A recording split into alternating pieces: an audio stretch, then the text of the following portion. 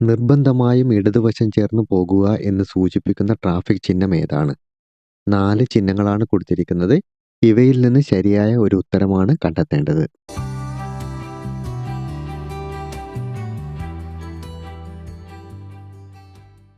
C ആണ് ശരിയായ answer. Cycle track എന്നത് സൂചിപ്പിക്കുന്ന ട്രാഫിക് ചിഹ്നം ഏതാണ്?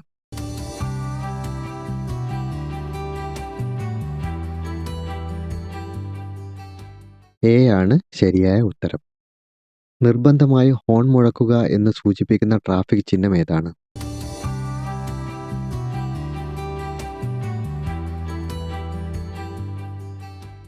സി ആണ് ആൻസർ വരുന്നത്. വാഹനങ്ങളെ മറികടക്കുന്നത് നിരോധിച്ചിരിക്കുന്നു എന്ന് സൂചിപ്പിക്കുന്ന ട്രാഫിക് ചിഹ്നം?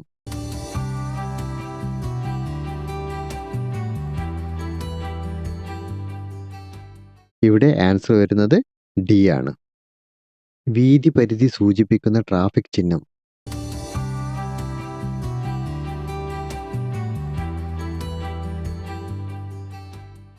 സി ആണ് ശരിയായ ആൻസർ.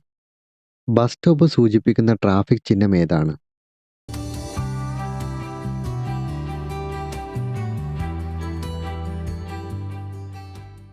Answer D. ദൈർഘ്യപരിധി സൂചിപ്പിക്കുന്ന ട്രാഫിക് ചിഹ്നം ഏതാണ്?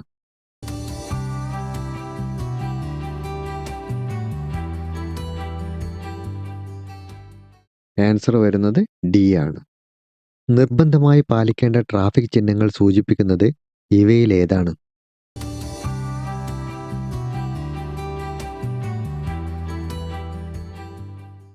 കൈവണ്ടികൾക്ക് പ്രവേശനമില്ല എന്ന് സൂചിപ്പിക്കുന്ന ട്രാഫിക് ചിഹ്നം ഏതാണ്?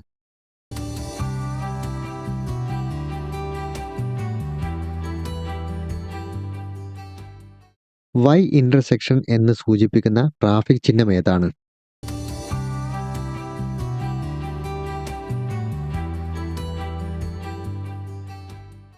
മുന്നിൽ വലതുവശത്തേക്കുള്ള വളവുണ്ട് എന്ന് സൂചിപ്പിക്കുന്ന ട്രാഫിക് ചിഹ്നം?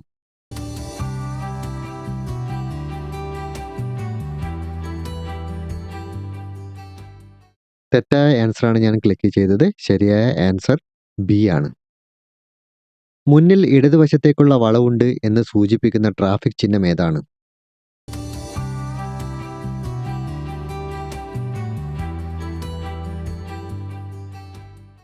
വലത്തോട്ടുള്ള ഹെയർപിൻ ബെൻഡ് എന്ന് സൂചിപ്പിക്കുന്ന ട്രാഫിക് ചിഹ്നം ഏതാണ്?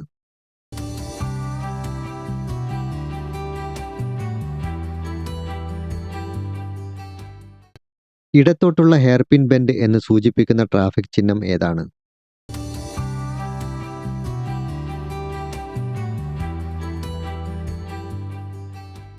ചോദ്യം നന്നായിട്ട് ശ്രദ്ധിക്കുക. വലത്തോട്ടുള്ള റിവേഴ്സ് ബെൻഡ് എന്ന് സൂചിപ്പിക്കുന്ന ട്രാഫിക് ചിഹ്നം ഏതാണ്?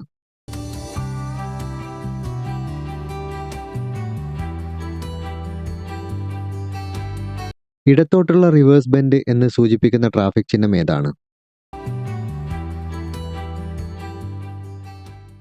കുത്തനെയുള്ള കയറ്റം സൂചിപ്പിക്കുന്ന ട്രാഫിക് ചിഹ്നം ഏതാണ്?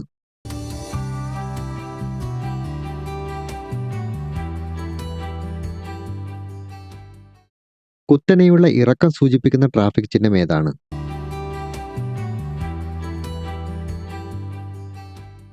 മുന്നറിയിപ്പ് നൽകുന്ന ട്രാഫിക് ചിഹ്നങ്ങൾ സൂചിപ്പിക്കുന്നത് ഇവയിൽ ഏതാണ്?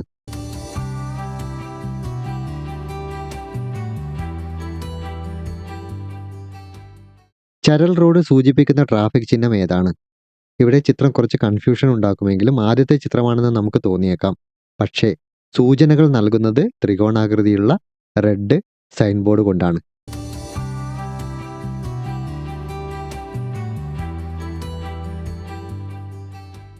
അതുകൊണ്ട് ആൻസർ വരുന്നത് സി ആണ്.